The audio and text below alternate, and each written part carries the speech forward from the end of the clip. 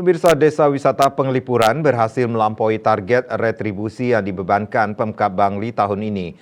Pada 2023, Pemkab Bangli menargetkan meraup pendapatan retribusi wisata 24 miliar rupiah dari desa wisata tersebut.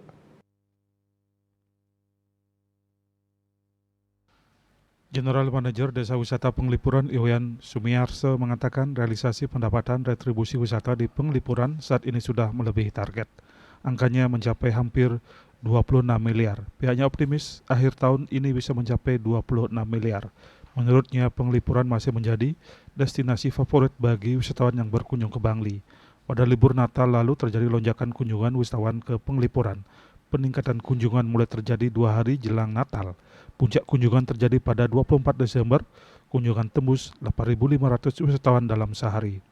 Saat ini tingkat kunjungan wisatawan ke Penglipuran berada di angka 5.000 hingga 6.000 orang per hari. Diperkirakan peningkatan kunjungan wisatawan ke Penglipuran akan terus terjadi hingga libur tahun baru. Dayu Swasrina Bali Pos melaporkan.